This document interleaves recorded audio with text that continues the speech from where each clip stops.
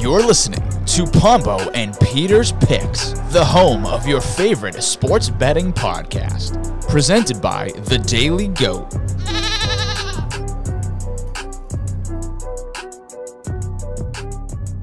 Hello and welcome to another episode of Pombo and Peter's Picks. I'm Jason Pombo, joined as always by Peter Alves.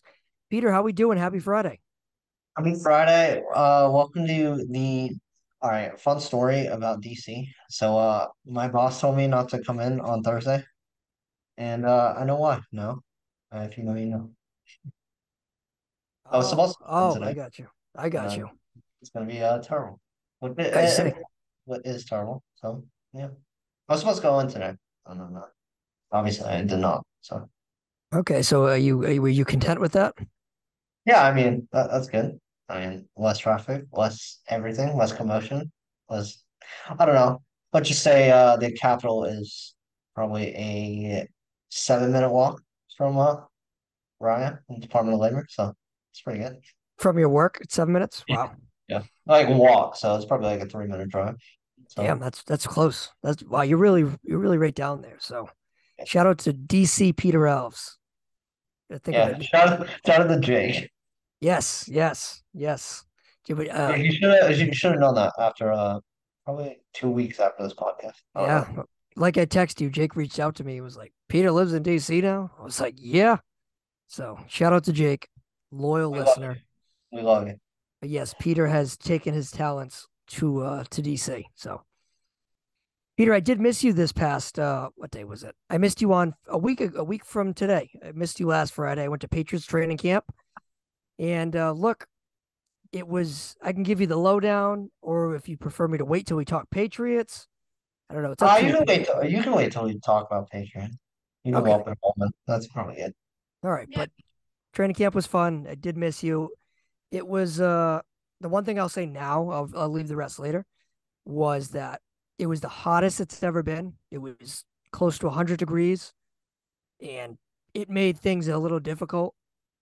So it was hot, but it was DJ said too, because he texted me. He's like, "I miss you," and I was like, "Hope you're not burning." It's like yeah, you dude, don't even know, bro. he was hot, man. He was but we survived another year down. I think I've now went to eight straight, maybe 7 or 8 straight, something like that. It's been a lot. Happy birthday, Tom Brady too. Yes, Brady's birthday yesterday. Love to see it. Big 46. He's also part owner of that I forgot the name of the team. English is second division. Birmingham City or something. I No, was it's gonna not say, Man U. I don't know. Yeah, it's a second league in the Premier. It's the second division in the English league. So yeah, I think that he owns. I read something. I think he now owns part of 6 professional sports teams because now he has that the Raiders, the Vegas Aces, the WNBA. He has that English soccer team I was just referencing. He also is a part owner of it's like this motorsports team thing. Oh yeah, it's not F1, but it's F1. Shout out to Matt. He's getting an F1. I love that. Oh, he's been into F1, man. He's been there for at least a couple months now. I He love that. helps. He sometimes we discuss F1 parlays, which is fun. F1 parlays. It's um, not Max Verstappen. It doesn't even matter. we didn't do one this past week. We did not. We did one a couple weeks ago. We didn't hit. You We'll know, see. people other than like the top people. I don't know. Yeah, I mean, They well, are in parlay, no? my Maybe sidetrack. F1 knowledge, I guess, started because Matt and Carter kind of convinced me to watch that Drive to Survive, whatever it's called, that F1 Yeah, show. yeah, So I watched yeah. season 1 of that. I got my bearings. I understand the sport a little bit, and then I just picked it up and watched it on a Sunday morning. And yeah, so I mean, some of the parlays would be like, is this driver going to finish in the podium? Is this driver going to finish in the top 10? It's not like Carter would Max be good at that. Verstappen wins. Yeah, Yeah. Carter probably would be good at that. I don't have a favorite driver yet though. I don't know. Who's yours? Do you have one? Not really. I mean, Lando's pretty good. That's what Matt and Carter Much like. more. Yeah. I don't know. I mean, I don't know what I'm going to decide yet. I don't know. TBD. If you want to just be like Tom Brady 2.0 and just pick Hamilton, Lewis Hamilton. You He's could. like That's 45 and he's basic. go. No, it's not. Everybody just pick Verstappen or Perez. Yeah. I don't want to pick Verstappen or Perez personally, but maybe Lewis, maybe someone in Aston Martin. We'll see. That I forget his name, but the guy in Aston Martin, he's pretty good. All right, Peter. So let me move away from F1. Let's get to the NFL, Peter. So Yay, yeah. last week we discussed the AFC West and the NFC West. We gave our over/under win totals. We previewed, gave our winner of the division, that sort of thing. And so if you missed that episode, check that out. It's also on YouTube, which I forgot to post, Peter. I apologize. It's all good. You got like 50, 60 views on that. So. Did it? No shit, huh? Look at that. Boom. Well, this one I imagine is also going to be on the YouTube. Yeah, they'll all be for the time being. All right. And this one will be posted on the YouTube. Good to see. You know, I'll actually post it on social media. The week 1 pick spread will be on YouTube, and then I'll get TJ mad for taking his top spot. I'm Yeah. pretty sure We had like 500-600 views. Yeah. Oh, it was more than that? Yeah, it's got like 2,000 views, I think. Yeah, we kicked ass on that. And I'm pretty sure we both went like 2 and 3 in the picks. Yeah. I don't know. It made no sense, but we'll take it. So this week, we were going to be doing the NFC East and the AFC East. So, of course, the NFC East is home of the Philadelphia Eagles, which represented the NFC champion Philadelphia Eagles. And the AFC East, which, of course, is dear to our heart with the New England Patriots. But, Peter, let's start off with the NFC East. Let's get to that first. According to DraftKings, the Eagles are favored at -135 to win the NFC East, and their win total is at 11.5. A little bit about the Eagles offseason. The Eagles extended quarterback Jalen Hurts to a 5-year, $255 million deal. They also acquired running back DeAndre Swift from the Lions, re-signed veteran center Jason Kelce, and then cornerbacks Darius Slay and James Bradbury, along with re-signing defensive tackle Fletcher Cox. In the first round of the draft, the Eagles were busy. They selected defensive lineman Jalen Carter out of Georgia with the 9th pick of the draft, followed by linebacker Nolan Smith from Georgia at the tail end of the first round. So, like I just mentioned, Peter, the Eagles favorite to win the NFC East per DraftKings at -135, and their win total is at 11.5. What do you think about the Philadelphia Eagles in 2023? So obviously they overperformed. They're 14-3 last year. I have them a slight under. It's not anything for their roster or whatever. Maybe it's Super Bowl hangover. Jalen Hurts just got his contract extension. Maybe he doesn't have to play as hard as he did last year. But I mean, AJ Brown, Devontae Smith, and the new whatever is running back, Smith, whatever, DeAndre Swift. There you go. Shout out to Noah. Swift. Hell yeah. But I mean, all their team is ultimately back, I guess. I mean, they're running it back. I don't see them having a problem. I just have them as a slight under, just for the Super Bowl hangover. And as we'll get to in the next team, I think will be better than last year. So shout out to Clay, I guess. This one I have mixed feelings on. So I look at one side of the coin and I say Jalen Hurts is coming off an MVP caliber season. The Eagles defense really carried them. The playmakers on offense with Devonta Smith, with AJ Brown, like they're dynamic on both sides of the ball. Then I look at the other side of the coin. The Super Bowl hangover thing that you mentioned is a real thing. Along with the fact that they lost both coordinators this offseason. They, of course, lost Jonathan Gannon, their defensive coordinator, and then offensive coordinator Shane Steichen. Both of them took head coaching opportunities. So they're with 2 new coordinators. But I do think the talent will ultimately trump it. I had some concerns about Jalen Hurts before last year, and he completely impressed me.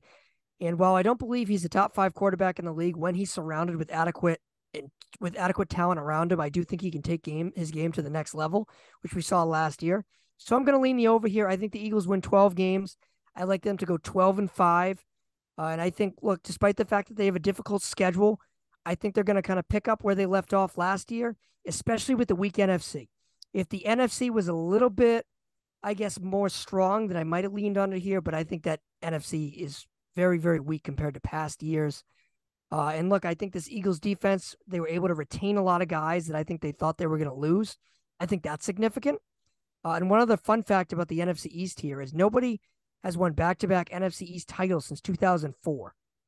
So one thing to note here, as I'm kind of raving about the Eagles and you're kind of crapping on them. So Well, that's probably why one when they're 7-9-1 or something stupid. Giants or something. Cowboys.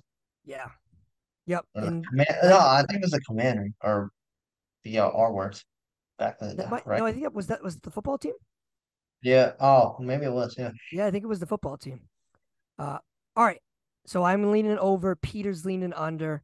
Let's move on to the Dallas Cowboys. DraftKings has them at plus 190 to win the NFC East, and their win total is set at 10.5. About the Cowboys offseason, the Cowboys placed the franchise tag, of course, on running back Tony Pollard, which we talked about a couple weeks ago. They also acquired wide receiver Brandon Cooks from the Texans, along with acquiring cornerback Stephon Gilmore from the Colts. And they drafted defensive tackle Mozzie Smith in the first round from Michigan. In terms of losses for the Cowboys this offseason, we mentioned Kellen Moore moving to the Chargers, the offensive coordinator. So, of course, that's a loss for the Cowboys. And the Cowboys, of course, are going to be without running back Ezekiel Elliott, who remains a free agent. So he's going to be in a different location, I would assume, in 2023. So, again, the Cowboys are at plus 190 to win the NFC East, according to DraftKings. And their win total is set at 10.5. So, Peter, talk to me about the Cowboys. I have them as the over. I like them this year. The Brandon Cooks trade is amazing. They didn't give up a lot to sign him or trade for him. I mean, it's put up a shutout for Mike McCarthy. I think he should have been fired 2 years ago. That's whatever. I mean, you're the biggest bandwagon on that too. It's all gonna not all depend, but it's gonna depend on Zach Martin if he wants to play this year or not. But I feel like all the way around, they didn't lose a lot on defense. They got Stephon Gilmore, and I think they should be really good. Dak Prescott should just be ready to go. Tony Pollard doesn't play. I mean, they show that they can just put in running backs year after year after year. You know, Derek McFadden. I mean, you can just do whatever you want with that. So I'm going to agree with you, Peter. I'm also going to take the over. I like the weapons that Dak Prescott is surrounded with. You mentioned Brandon Cooks. They got him, I think, for like a sixth-round pick, as you mentioned. It was a pretty reasonable price for Brandon Cooks, who's a speedster. He's going to help that offense a ton. And look, I think CeeDee Lamb is one of the most underrated receivers in the NFL.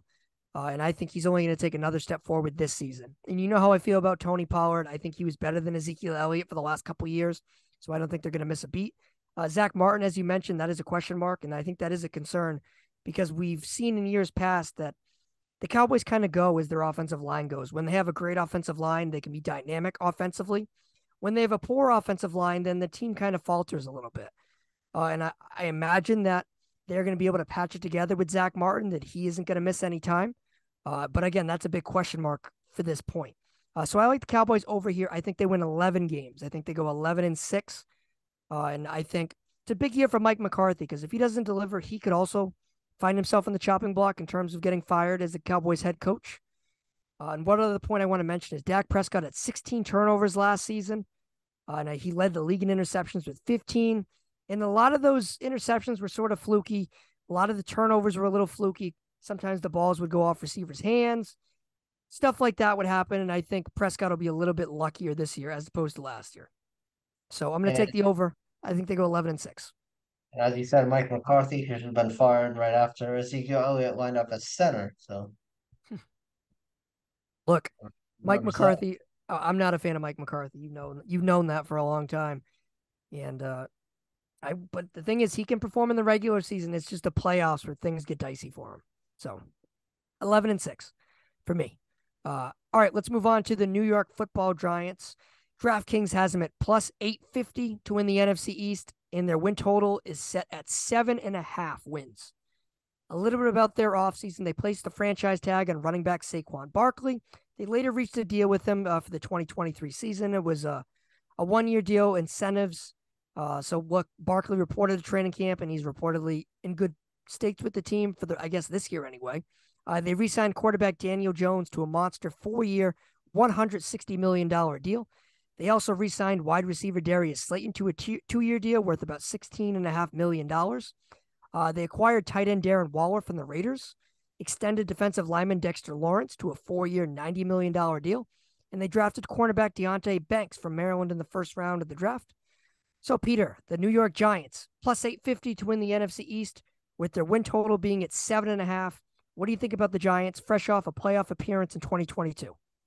Yeah, I have them a slight over. I mean, obviously they overachieved a lot last year, but Daniel Jones played out of his mind. He won't play like that this year, but Saquon Barkley is kind of back. I think he's playing for another contract, and don't know if he's gonna get signed, but that's another story for another day. I mean, their wide receiver room is like, how many people are gonna get cut there? Like three, four? Like they have so many wide receivers. Well, like not even good wide receivers. They just have wide receivers.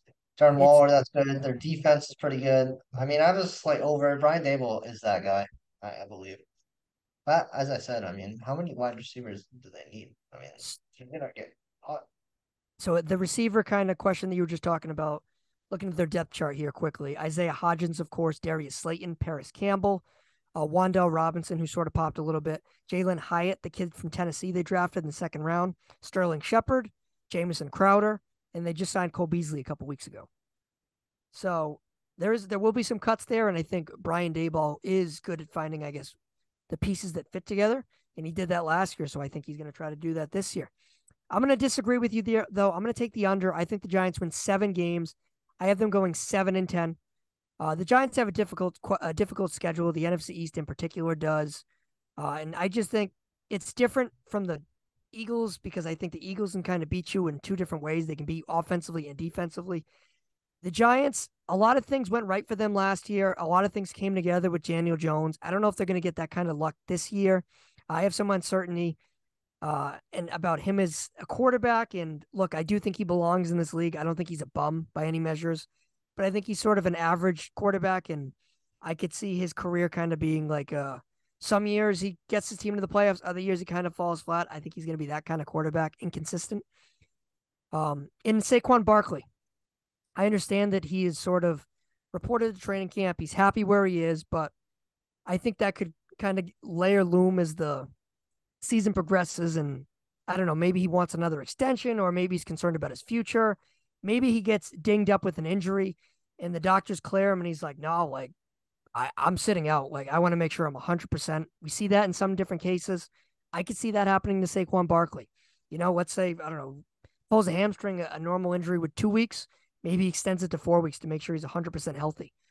Also, the Giants haven't had back-to-back winning seasons since 2011 and 2012. It's a long time ago, Peter.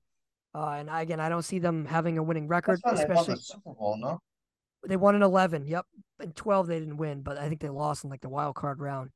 But they until last year, they haven't had a winning record since 2012. So I like Brian Daboll. I do, but I do think there's some question marks offensively, especially in this division where you got to deal with Jalen Hurts twice a year and CeeDee Lamb, Dak Prescott, and that dynamic Cowboys offense. So I'm gonna say they go 7-10. I'm gonna take the under. All right, last but not least, let's talk about the Washington Commanders. They are plus 1,600 to win the NFC East. They have the longest odds to win the division. DraftKings has them set at 6.5 wins for the 2023 season. A little bit about their offseason. They signed quarterback Jacoby Brissett to a 1-year deal worth $8 million. They extended a defensive tackle, who Peter does not know who he is, De'Aaron Payne, to a 4-year deal worth $90 million. About that. I'm sorry, but they selected cornerback Emmanuel Forbes from Mississippi State with the 16th overall pick. And they also brought in Eric Bieniemy to be the team's offensive coordinator. Eric Bieniemy, of course, coming over from the Kansas City Chiefs. And he's going to be the offensive coordinator under Ron Rivera. So, Peter, what do you think about the Commanders? Again, win total 6.5, and they are plus 1,600 to win the NFC East. So, hats off to the Washington Commanders getting sold, rightfully so. But you have Sam Howell as your quarterback, or even Jacoby Brissett. I mean, they can afloat you, but I have them as under. Anything other than like Terry McLaurin, I mean, you can just throw out this whole team. But Chase Young didn't get his 15-year extension. I mean, what's up with that? I mean, he hasn't been healthy, but all the way around, I think this division is going to be better than you think, and then you just gotta equate it for that. And then, as you said, the NFC East is pretty hard, their schedule overall. So, just out of principle, as the under, even my DC team, thank you, Jake. But yeah, you know. Tell you what, I do think this Commanders team has some underrated, talented aspects of it. Robinson, the running back, you mentioned McLaurin, the kid they drafted last year, the receiver. I think he can be pretty good. But I think it all boils down to the quarterback position between Jacoby Brissett and Sam Howell out of North Carolina entering his second year. We don't really know a lot about Sam Howell. He was a 5th-round pick. He was supposed to go early in the draft, but he kind of fell, and the Commanders got him in the 5th round. He played, I think, he started 2 games last year, and he didn't look terrible. You know, he looked okay. But again, it's different from when a defense kind of gets film on you when you enter your 2nd year. I think kind of changes, and that really shows the good and the great quarterbacks is if you can beat a defense a number of different times against a number of different looks. I think that's what really makes quarterbacks great in this league. And Jacoby Brissett, who I like, he's a veteran. He's been around the block. He can get you wins. But I think Brissett can get you wins in like kind of short windows. Like I think Brissett can fill in for 4 games and get you to a 3-1 record. But I don't think Brissett can start 17 games and lead you to the playoffs. So with that being said, I'm going to take the under. I think the Commanders win five games this year. I'm a little underwhelmed with Ron Rivera. I think he's overrated. I know a lot of people like him, talk highly of him. But the reality is, since that Super Bowl appearance in 2015 with the Panthers, he really hasn't done much as a head coach. Got fired in Carolina, came to Washington. I know he had a couple years where they were mediocre, fighting for the playoffs, but I just don't see it. And with new ownership going in there, I don't think it'll be long for him. Usually when their new owner comes in, he kind of brings in his own people. So I imagine that we're going to get a real He's change. got to be coaching for a job, right? Yeah. Yeah, he 100% is. With or without new ownership being there, I think he was sort of on the hot seat. I think he was on the hot seat a little bit last year. But Was it last year when he was like, I don't even know we were eliminated when they lost to the Vikings? yeah, that clip. Yep. And he's somebody that connects well with his players. Seems like an all around good guy, but to me anyway, I just feel like he hasn't done the best of job with his Commanders team. Last year, of course, I mean, what was their record last year? They went 6 games last year. I know they were last in the NFC. Yeah, they were. No, they were. They were They 8 were and 8 and 8 one. and 1. Yeah, they had the tie, but they were last in the NFC East. And look, I think Taylor Heineke did a pretty good job for them last year. I think he was like 5-3-1 as a starter. He did a lot better than, of course, Carson Wentz, who of course got benched. But I just think it boils down to the quarterback position, and I think that's going to be a reason why this team struggles. I don't think it was an accident that we saw this team kind of rumored for a number of different veteran quarterbacks this offseason. And I can imagine they'll be linked to them in future years to come. So I'm going to take the under here, 5-12. I think the Commanders are going to be a team that hangs in games, but they just can't finish late, which causes them only to win 5 games. So under. All right, Peter, with that being said, I have an idea about who you're going to take to win the NFC East, but who is it? Yeah, it's a slight. I mean, I have the Cowboys plus 190. I think they're going to be better than last year. Mike McCarthy's coaching for a job. Eagles are going to take a little step back. So you're going Cowboys, huh?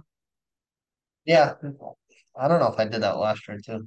Cubs not doing all last year. I think you did too. I might have too, to be honest, but All right, well, next division. There's no way. I'm No going to way. take the Eagles at minus 135. I do like them. Like I said, I think they go 12-5 on the year. I don't think they're going to go what they do last year, 13-4 or 14-3, whatever it was. I think it'll be a little bit different this year, but I do ultimately like them to win this division and earn a playoff spot out of the NFC East. All right, Peter, let's switch gears to the AFC East. Let's start off with the Buffalo Bills, who, of course, the reigning AFC East champions. They are favored at plus 120 to win the AFC East, so plus money to win the division. Their win total is set at 10.5.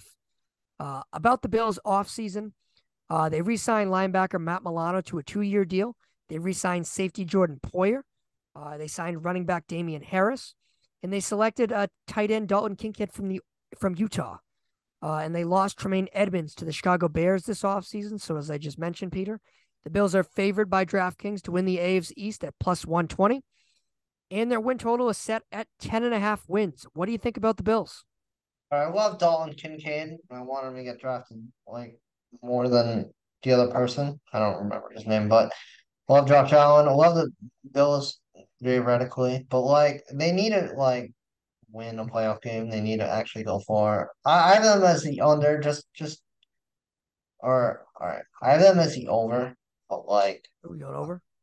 yeah, I don't know. I'm just disappointed in Josh Allen. Doesn't have any playoff or does he even have a playoff win?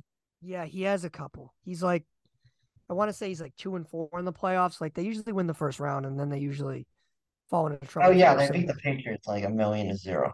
Yeah. There. All right, but I mean, the Bills need to go further. I feel bad for Josh Allen. He's just like number three, and he's just gonna be stuck there. It's gonna be Big Ben 2.0, probably, right? Yeah, I mean, if you were, Tom Brady, I'm Tom Brady, imagining Patrick Mahomes, and then Peyton Manning's Joe Burrow. And then, if that's what you're referring to. Yeah, I would rank Burrow and Mahomes ahead of Josh Allen. I agree. But you are taking the over, despite that. yeah, they Okay. got enough talent all the way around. Josh Allen can will them for 11 games. I'm taking the over too, which is look, in a way, I feel like people are underrating the Bills, and I'm usually the ringleader of the Bills are overrated crowd, but I feel like the ringleader of the Bills are underrated crowd. I think the Bills win 11 games this year. They go 11-6. And look, I feel like a lot of people are forgetting how dynamic this offense is, and I think it's because that Aaron Rodgers is now in the division. The Dolphins are, I feel like, a hot commodity. People are talking about them with the weapons and that sort of thing. But look, the Bills, they still have Stephon Diggs, who is now happy, and he's back to training camp. He didn't miss a day. Um, and I guess they could have added to that receiver room. They elected not to. They drafted, of course, the tight end in the first round. And I think the Bills are going to sort of rally this year. And this is sort of a last dance for them. Not in like Josh Allen will be there, but I do think Sean McDermott could be in a lot of trouble. The Bills struggle this year. I think if for whatever reason they don't win the division or they miss the playoffs for some reason, I think McDermott's gone. And now what? And Yeah, the Bills, if they miss the playoffs for sure. even if they're one and done, I think McDermott could be gone. I really don't think that's that far of a stretch. Um, I think that you look at this Bills team overall, it's getting more and more expensive by the year, which we've talked about. And every year they're going to lose pieces and playmakers on the other side of the ball. And it's starting to happen. And I think their window is beginning to kind of close. And this year could be one of the last years they have to have one of the last years in which they have a good opportunity to win a Super Bowl. So I'm going to take the over. I think they Where do win they have to 11 sign games. Diggs? I know he's Uh, pissed off or he, something. so he just like restructured his contract not too long ago. He's under contract for I think 2 more years. I'll pull up their like potential free agent list, but like the team is getting more and more expensive. You know that Josh Allen, of course, signed a big money deal. Micah Hyde's a free agent next year. Of course, they're starting safety. Leonard Floyd, the linebacker, he's a free agent. The safety they just signed Taylor Rapp. Epinenza's up. Shaq Lawson's up. AJ Klein's up. Kyle Allen's up. So again, it's going to get more and more expensive, and I'm not even talking about guys that could end up getting like cap crunched. So who even knows? I mean, Von Miller is somebody that kind of got hurt last year. We didn't really get to see him in the playoffs. So could he come back and make a statement? I think that's worth paying attention to anyway. But I'm going to take the over. I think the Bills win 11 games. Josh Allen is still Josh Allen. The offense is still the offense. While I do have some concerns about the Bills' offensive coordinator and new defensive coordinator, McDermott's going to call the plays now, so we'll see how that goes. But I think they go 11-6. I think Brian Dable made him, right? Brian Daboll, I think, did a lot more than people want to give him credit for. I think with the development of Josh Allen, he was the most responsible person for that. And it was a slow progression for Josh Allen. I mean, it wasn't like Josh Allen entered the NFL rookie year I one and he remember, was a like, slinger. first, second year, he was just chalking interception. He was just chalking it.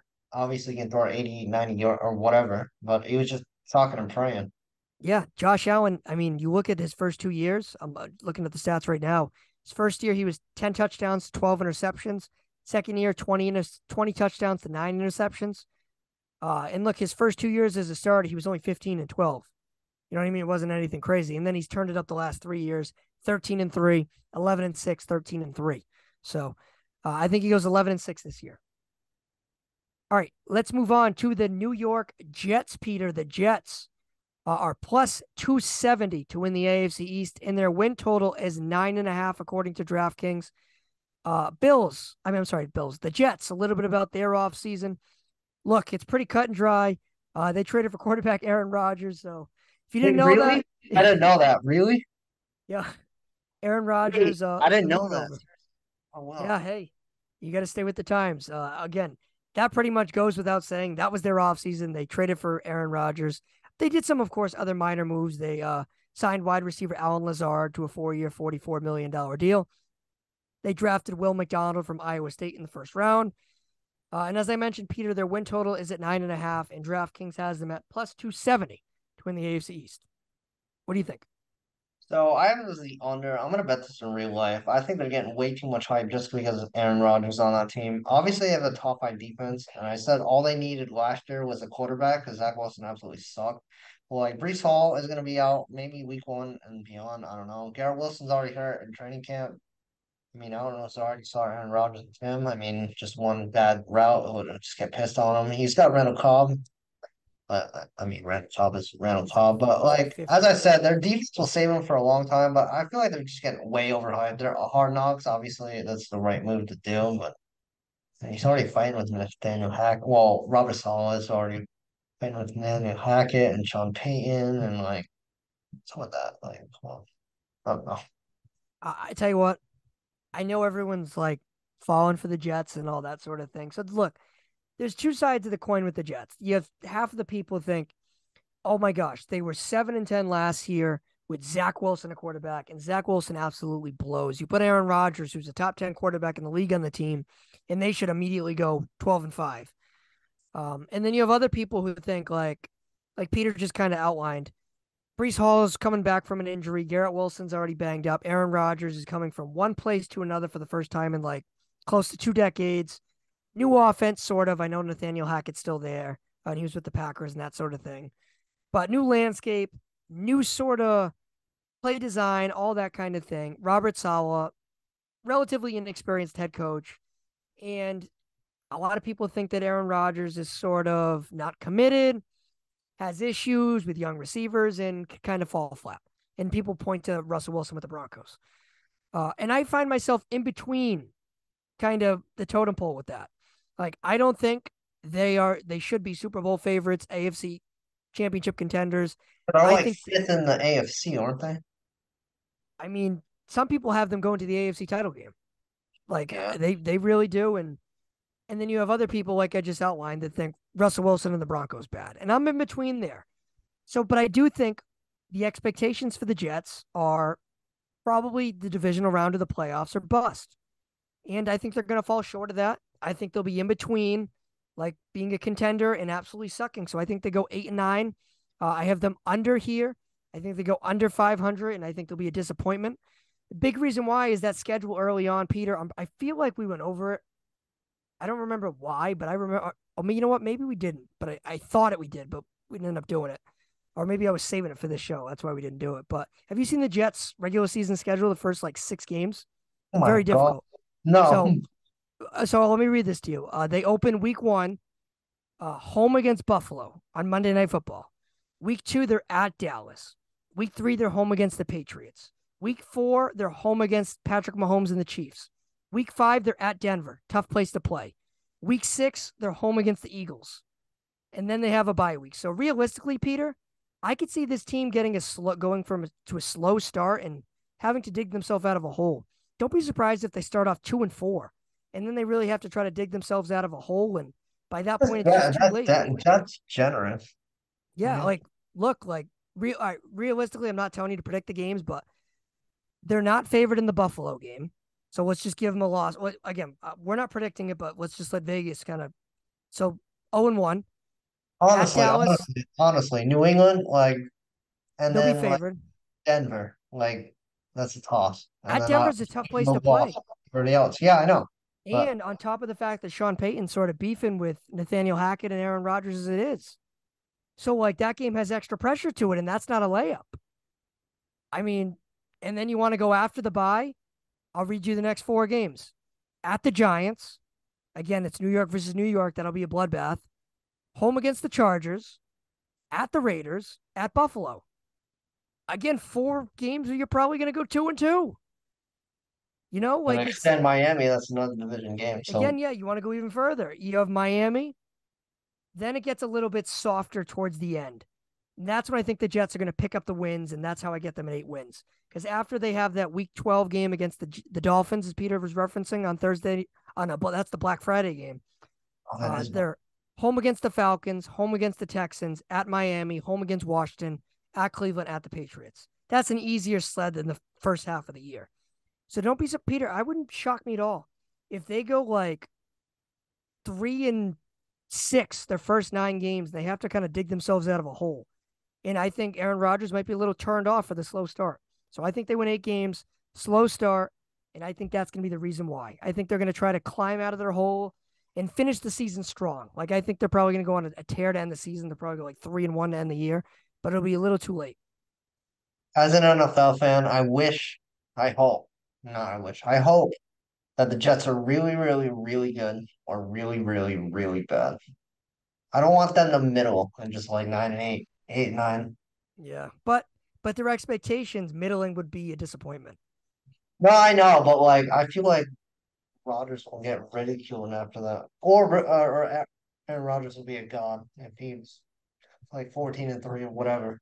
Oh, I think Like, Rodgers, either way, is probably going to be in a situation where he'll be blameless if they struggle. Not blameless, but if they have a bad year, Robert Saleh is going to get fired. They'll say he didn't have enough weapons around him, and they'll give him a number 1 receiver the following year, and whatever. that's a good point. All right, Nathaniel Hackett should be head coach next year if Robert Saleh gets fired. Aaron Rodgers has a lot of power in that team now. Don't be surprised. You never know. All right, so we're both taking the under here. Let's move on to the Miami Dolphins. DraftKings has them at plus 300, and their win total is set at 9.5. About their offseason, the Dolphins, their marquee acquisition was quarterback Jalen Ramsey. However, he's set to miss a large portion of the season due to an injury he suffered in training camp. They also re-signed running backs Raheem Mostert and running back Jeff Wilson. They also re-signed safety Deshaun Elliott. So, DraftKings, like I just mentioned, has them at plus 300, and their win total is 9.5. Dolphins, of course, are coming off a playoff season, and there's a lot of hype surrounding them this season. So what do you think about the Dolphins in 2023? All right, surprisingly, Matt, I love you. Surprisingly, I have them as the over. I like Tua this year. If he can stay healthy, he's going to be a top 10, 8, 5 quarterback. I mean, the talent speaks for himself. Jalen Waddle, Tyreek Hill, their running back, their whole defense, Eli out. Even if Jalen Ramsey isn't ready for the year, which I don't think he is. Xavier No, he Howard's a won't top be. 5 cornerback. Eli Apple is pretty good. And I mean, all their talent all the way around. It's put up or shut up for Tua. I mean, he should just get off of this team. Or Mike McDaniel should get fired. That's a hot take too. If they're not as good as it should be. I have them as the over. And if you don't think so, I mean, you love Braxton Berrios and you love Do. Jake Bailey. But Peter, you know who I don't love? Isaiah Wynn, who the Dolphins signed to be their starting right tackle this year. I'm going to disagree with you. I'm going to take the under here. I think the Dolphins win 9 games. I think they go 9-8. So slight under. Reason why Tua's health is such a big question mark. And I do think there's some question marks around that offensive line, Peter. And like I just mentioned, Isaiah Wynn, who is a name the Dolphins fans are going to get to know really quickly. I think Mike McDaniel does a good job of scheming things up with the quick releases and that sort of thing with the offensive system. But you look at their offensive line, and I think that's a big reason why there's some question marks. Teron Armstead, they paid a lot of money for him at left tackle, and I imagine he's going to produce for them. Right tackle, it looks like a competition between Austin Jackson and Isaiah Wynn. That doesn't look great. You look at the guards, Robert Hunt, Carner Williams. I'm Carner Williams, of course, at center. So I think that the offensive line is something that Dolphins fans should have some question marks about, along with Tua's health. While I don't think they're going to have a bad year by any stretch, I think they go 9-8, and I think they are going to fight for a playoff spot. They might even get one in the AFC, but I think they end up falling just a little bit short. They go 9-8. And look, I just have some concerns about the health of Tua. That's all. And I have a little bit of concern with Mike McDaniel as well in big games. I referenced that a couple weeks ago, Peter. We saw him in the playoff game against the Bills with the play calling became sort of conservative, and he had delay of games. There was a couple times he didn't get the play into the quarterback on time. And look, I think he's a good offensive mind, but in big games, I think that there is some question marks with Mike McDaniel. So I'm taking the slight under. I think they go 9-8. So I'm going to take them for the under. All right, Peter, you ready to talk about the Patriots? Last but not least. I love the Patriots. All right, boom. So DraftKings has them at plus 800 to win the AFC East, with their win total set at 7.5. A little bit about their offseason, Peter. They signed wide receiver Juju Smith-Schuster. They signed tight end Mike Gesicki. Re-signed cornerback Jonathan Jones. Selected cornerback Christian Gonzalez from Oregon in the first round of the draft. They lost wide receiver Jacoby Myers to the Raiders. And they lost longtime safety Devin McCourty, who retired. Peter, so as I mentioned to start the show, I went to Patriots training camp. Granted, it was one practice, but a little bit of a scoop that I kind of saw that I didn't mention here. Demario Douglas, the 6th-round receiver they drafted from Liberty, 5'8" slot receiver. Yeah. Peter, I think he's somebody that is likely in line to make the team. He was getting first-team reps with Mac Jones. He was beating cornerback Marcus Jones in reps, and he instantly excited me. He's somebody that I came away from the practice, and I said, you know how there's that guy we always pay attention to, fringe roster guy? That's the guy. Demario Douglas is somebody, except I think he's going to be on the team, and I think he's even going to play. Yeah, I mean, I have a slight over, maybe not just because of principle, but maybe because Mac Jones got to prove it or shut up.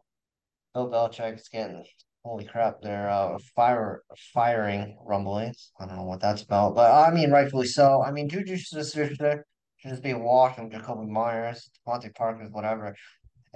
I think it's all going to depend on Tyquan Thornton and Mario Douglas.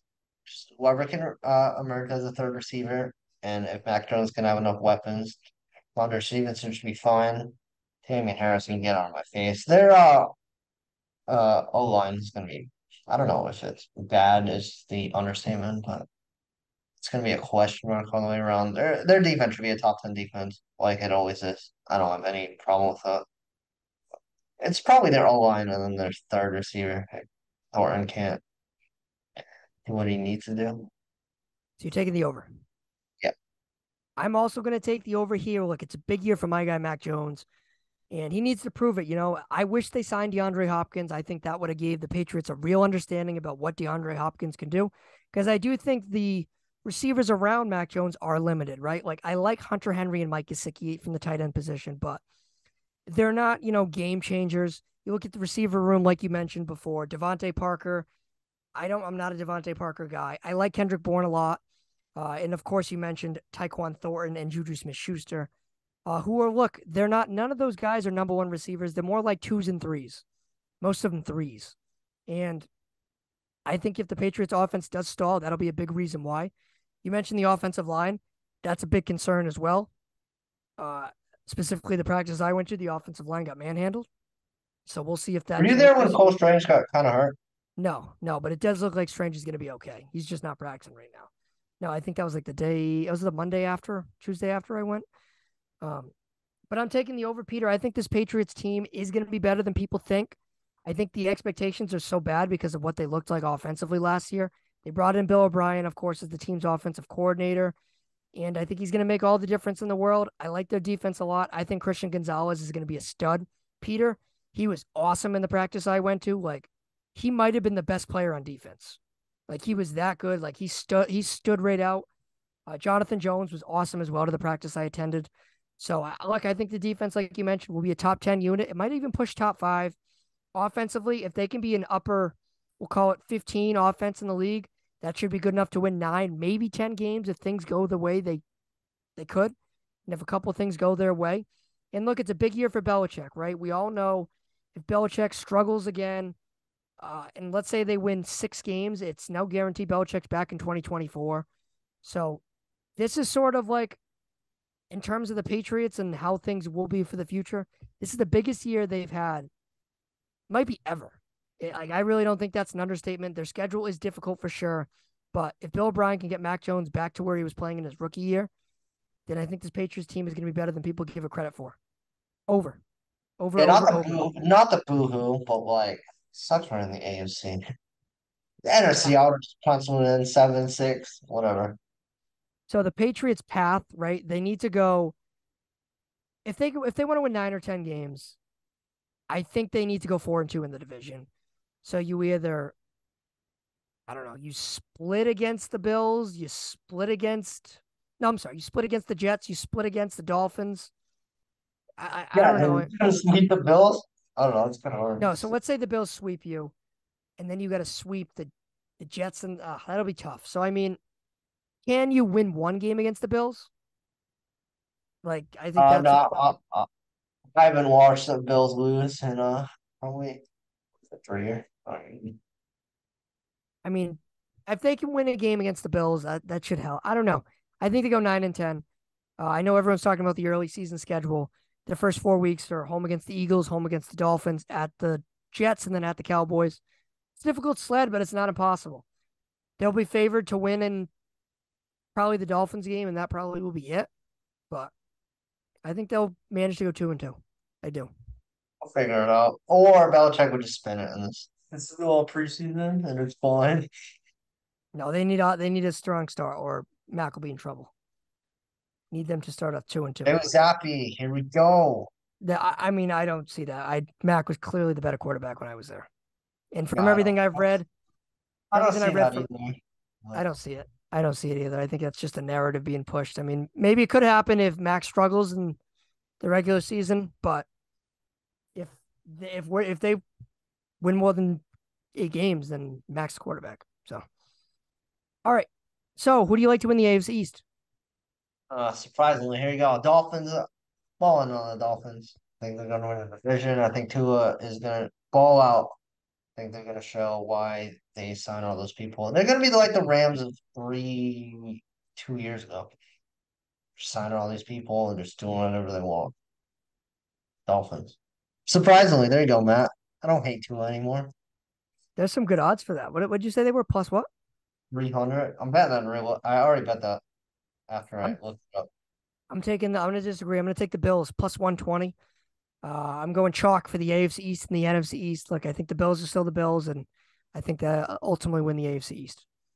The only thing I did for this episode, I bet the Pats over 7.5 and the Dolphins division. So All right, Peter. So next week, how's the NFC North and the AFC North sound? Talk a little Joe Burrow. Talk a little bit about Aaron the Rodgers just Cincinnati Bengals. A little Justin Fields action. We'll talk down AFC North, NFC North. Jordan Love action. Little Jordan Love action. I got Sounds good. I got hot takes on the Bears. Save it, save it, save it. Don't tell me you're one of those Justin Fields MVP guys. Don't do it, Peter. Don't fall for that. All right. Any other NFL thoughts before we move into some trade deadline recap? No, I said it in the beginning of the show. Happy birthday, Tom Brady. Yes. We love you. We miss you. That is it for the AFC East and NFC East portion. Let's move on to MLB trade deadline recap. So overall, I think the trade deadline had some big moves. It had some smaller moves. It had a mix of everything. I don't think it necessarily lived up to the hype as that we were talking about. But I think the two biggest deals involved the New York Mets. Max Scherzer being traded. Sorry. Max Scherzer, you're okay. Max Scherzer being traded to the Rangers from the Mets, and Justin Verlander being traded from the Mets to the Astros. The Mets were clear sellers. They got some big name prospects from both of those teams, and two of the highest paid pitchers in the league moved on to the American League. So, what did you think about the Mets' kind of direction at the deadline and those two moves in particular? No, they got prospects. That's what they have to do. I don't get what the Mets are doing. They're paying other teams to take their contracts. As I said before, they're paying like $70 million or whatever next year. Anyways, I don't really know. Tolan even is like, listen, I'm the team owner. I can veto any trade if I wanted to. Max Scherzer said they want to compete in the 2025, which, holy crap. I mean, it doesn't, uh, is it worth it to spend? I don't know. If you're the Dodgers, yes. If you're the Mets, no. Maybe it's just the Mets and they're cursed forever. As we said in the beginning of the MLB preview, or I did at least. I tell you what, I mean, it's a complete 180 for the Mets when they kind of loaded up for this year, adding Verlander to the mix, added some guys in the bullpen. And this Mets year is probably the most disappointing year since maybe 2016 for them, coming off that World Series appearance in 15. And it started off when Diaz got hurt, of course, in the World Baseball Classic. That happened, and everything else sort of snowballed. They had a slow start. Was it Verlander that got hurt in spring training and he missed the first couple starts? I think Scherzer got banged up too. And look, they kind of just struggled out of the gate and they weren't able to recover. And they wanted to clearly make a direction. And look, it's a real 180. And they were, like you mentioned, they told Scherzer that like they're probably not going to sign any big name guys in 2024, and they're kind of eyes are set on like 2025 and 2026. If you're a Mets fan, that's a gut punch. I don't care how many prospects you got. Prospects aren't a definite sort of they're not definite, some hit, some don't. And But it'll be an FU and a Steve Cohen total move if he's just like FU. Here's $600 million for Shohei Ohtani. yeah, is he playing? You're right. Is he playing coy and is he kind of playing like that? I don't think that's the case. Like I think the Mets do want to build from within because I think they see the landscape of the league.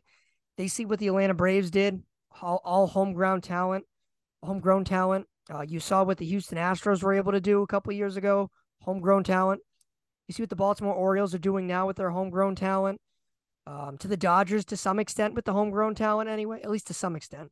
And I think the Mets want to do that because I think the Mets think they could be lethal with a great farm system and a pretty much unlimited amount of spending money.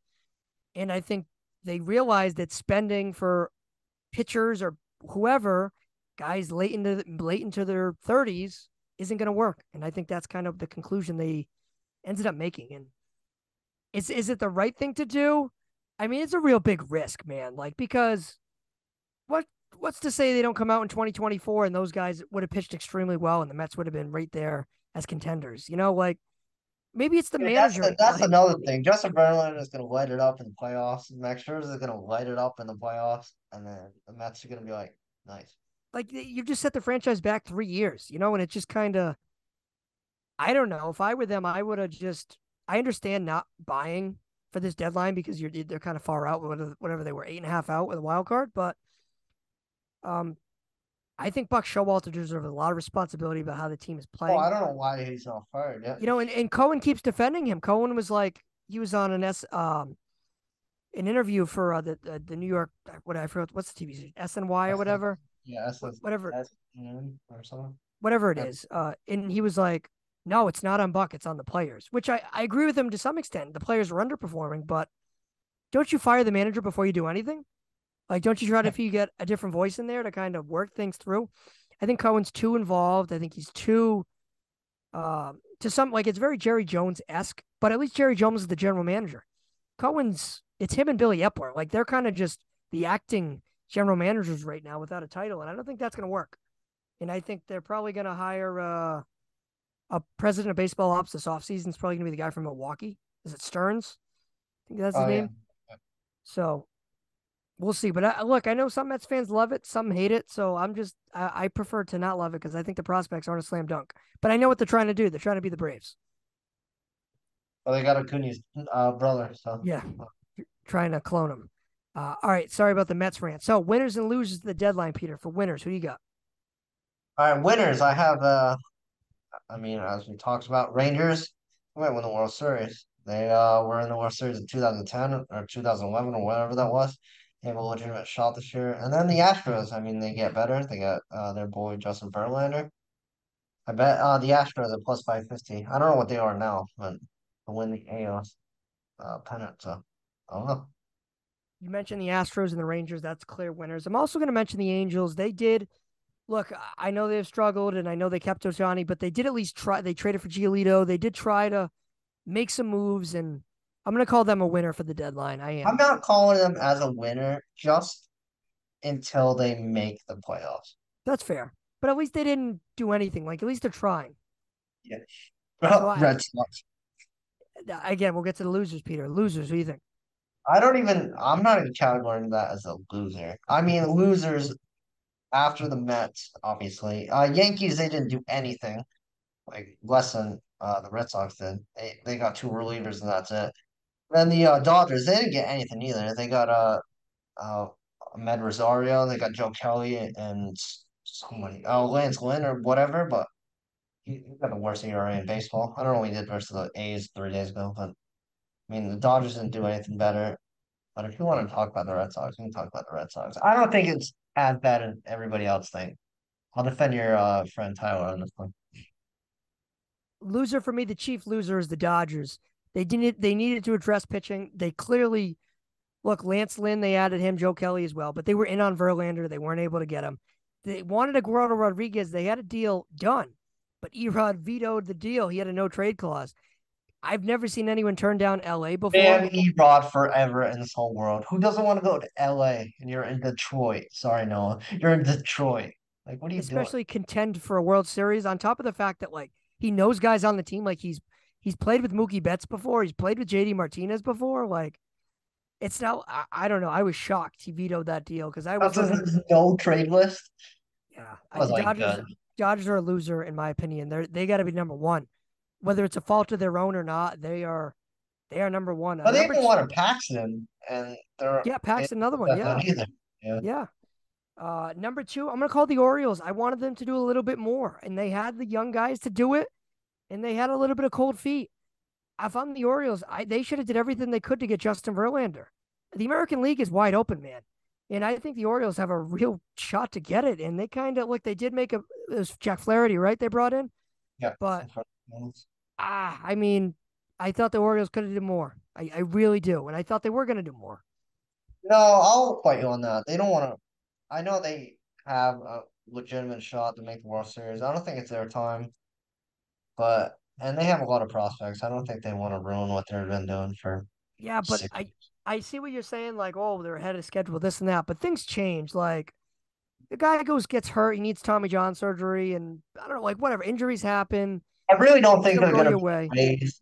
I don't think they're gonna be the Astros or the Rangers. Oh, I mean, if you added Verlander, yeah, fair. look, I mean, I think they needed a gamer like that, and I think they missed an opportunity. And I think they're thinking what you're thinking, like we're ahead of schedule, man. Like we're not going to get to the World Next year Series, they could be the Astros but why forever. not beat? Why not try to be the Astros this year? Sure. They could have. They could have, and I just thought they were gonna, and they didn't. But what about the Red Sox, Peter? You're saying they weren't necessarily losers. What do you think? No, they're not losers, not winners either. They're gonna get everybody back before. I mean, they're gonna get Trevor Story back in like 2 days, but Yep. and that too. But they're. I didn't want them to mortgage their whole future. I didn't want them to trade away for Duval. I don't want to trade away anything. I need another pitcher. I don't know how that's gonna happen. Maybe to Crawford, outfielder, or somebody else that's a logjam too. That's escaping me. But I don't know. Duvall. I wanted another starter pitcher. But I'm glad that Heim didn't not do anything, I guess. I wish that I'm shocked they didn't get a pitcher like Peter. Like I am shocked. I'm not saying that we're gonna get Verlander or Scherzer or They're just gonna Erod. spin because like in the back of my mind, they're getting Whitlock and Sailback and like I don't Look, know. I know they didn't want to go over the luxury tax, but they couldn't add a back end of the rotation guy. And like you just mentioned, I understand Whitlock coming back, but I think Whitlock's more effective out of the pen, personally. We're gonna go back to relying on Sale again. I mean, I don't know if that's what we want to do. Trevor Story, look, that's a real acquisition. He's gonna play. He's gonna be the team starting shortstop in 3 days, as you just said. So I understand by that aspect, you don't want to add a bat. My prediction was they were going to trade Duvall and they were going to acquire a pitcher. Whether that was in one deal or two deals, that's what I thought they were going to do. They didn't do it. I do think the locker room is a little turned off. I think Cora wanted a deal to occur. I think Devers wanted a deal to occur. Devers spoke to somebody at the Boston Globe and he was like, we need help. And they didn't get help. So don't be surprised if they kind of. I was waiting for Paxton to get deal, and No, I then didn't think so. rip them because I they didn't don't. think. No, I know a lot of people said that. I didn't really think that was going to happen. I thought if they were going to trade anybody, it was going to be Duvall. That was my thinking anyway. All right, Peter, that is a deadline recap. Shohei Ohtani survived the MLB trade deadline. He will be an Angel for the rest of the year. I had to get that in because we do it every show. All right, 5 questions. It's my turn to ask you, right? Oh no, it's mine, but you I'm can sorry, do it. no, it's your turn. I wasn't sure. Your turn. Go. All right, number one. It's gonna be all favors except number one. Number one. What's the last thing you Google Last thing I Googled? Last thing I Googled. or Last thing search on? Okay, I played the Immaculate Grid. I still haven't done that. Dude, now they have every sport. So I just did the baseball one. I saw you guys on Bo Sox did like Food Wordle. You guys should do the Immaculate Grid on Bo Sox. How many of you guys get right? All right, we'll do that after. I don't know a lot of people like that though. I don't It's even. not, but no, you have to sit and think. Well, then Like, you get like I'll give you percent. one. All right, this was one, right? Name me a player that played for the Red Sox and Giants. Jake Peavy. Okay, there you go. You got one. Red Yeah, Sox but and like that's Reds. probably like recent, isn't it? I'm That's just when doing they. today. This Oh is today's. It can be anybody. Red Sox, Reds. my God. Easy. Really? Yeah, easy. Think of Dave Babb. Dave Bab. I really? I, Brandon Phillips. oh, I should. Okay. I'm not going to name all of them, but this was another one. Rookie of the year that played for the Giants. You know that. 10 months ago. Buster Uh, Posey. Buster Buster Posey. Posey. Buster Posey. Buster Posey. There you go. Rookie of the year that played for the Reds. Joe Mauer. Oh no, that's so wrong. That's so Joey Votto. I don't know if he was rookie of the year. I had Pete Rose. Pete Rose was my answer. Oh, A Red Sox player that batted over 300. Ortiz.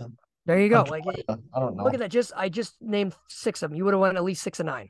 Yeah, but I thought you had to like guess less common people. Yeah, that helps your rarity score. But you can guess anybody. Oh, Like, I did that because I've been playing for a while, so I'm getting better. Like Red Sox and Giants, I picked Marco Scutaro at 5%, which is nice. Red Sox Reds, I picked Edgar Renteria at 0.8%. Red Sox player that batted over 300, I picked Bogarts, 2%. Only 2% of people said Bogarts. really? Yep. Everyone else, most people said Ted Williams or Oh, Ortiz. yeah. All right, so sorry to derail you. All right, what's the next question? All right, 1A, I will do that after next part. I'll start that tomorrow and text you it. Boom. All right, number 2, what's your favorite actor or Leonardo act? DiCaprio. Oh, I think I asked you that. All right, number 3, what's your favorite podcast? Don't say Rough in the Basket. Don't do it. Even though we love Rough in the Basket. I mean, I have a couple. It depends. Like football, I love football. I love the GM Shuffle, with Michael Lombardi. That's one that I Love really that. like. Yeah, I love that. I'm a religious listener to that.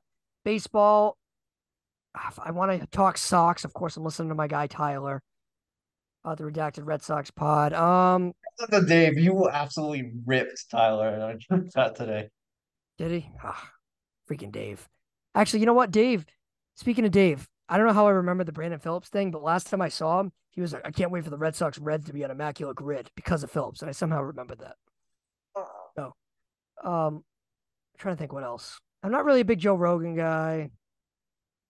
I like Pat McAfee. McAfee's another one.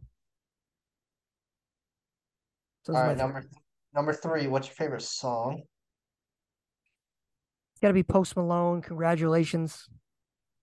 How much was your Post Malone tickets? Next question. God. Number 4, what's your favorite conspiracy theory? Favorite conspiracy theory. Um, Favorite conspiracy theory. Or first one that comes to mind that you actually believe? Yeah, I know. Let me think. Give me 10 seconds to think. All right, Probably. No, I got it. Probably that. Like, I mean, I don't buy it, but like with the whole UFO alien thing, oh, I believe that. I Aliens are don't. real. I personally don't. But Aliens don't look like what we think aliens look like, but aliens are real. what do they look like? I don't know. You're telling Any? me there's one life form out here? No way. No, I'm not saying that, but I don't think we know. Yeah, we don't know what it looks like, but there's alien or another life form out there. Yeah, I believe that. And number 5, what's your favorite drink? Be alcohol or just in general? I don't know. Hmm. So Oh, you know really? my I thought it was just gonna be Pepsi. You yeah love it Pepsi. is, but it is. But I'll let you in a little secret. I don't drink soda during the week anymore because I started going to the gym again and working out. So I only drink soda on weekends. But yeah, that's definitely Pepsi's up there. I like Bud Light. I like what else do I like, Peter? What else do I drink? I like Red Gatorade. I Rubbing like a rum and coke. I like vodka Sprite. vodka I Chris. vodka cran.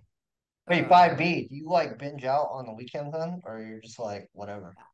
Not as much as you think. Like not as much as you think. I mean, I mean, I'll drink it. Like if I go out and I don't feel like drinking alcohol with my dinner or whatever. But Yeah, I've been pretty good with that. I've been pretty happy with myself. Nice. All right, Peter. Thank you for asking me 5 questions. I got you next week. So I already had my questions written down, so I can just save them for next week. Boom. Nice. All right. As we just said before, next week we'll talk AFC North and NFC North. Oh, NFC North. All right, rough in the basket. Noah, you're coming on next week. We'll Or get Noah Dylan. on. Someone's coming on next week. All right. Yeah. I apologize for not getting a guest this week. I absolutely let everybody down. That will not happen this week. I will get a guest for next week. But that's fine. Yeah, is what it is. Yeah, AFC North, NFC North next week. So if you want to hear our thoughts on the AFC West or NFC West, listen to last week's episode. So Peter, we'll catch you next week, and ready to talk some Detroit Lions football. Oh, yeah, Detroit Lions, everybody else. Go Dolphins. Tua's amazing. Tua win MVP. Tua wins everything. Dolphins suck. All right, stay hot.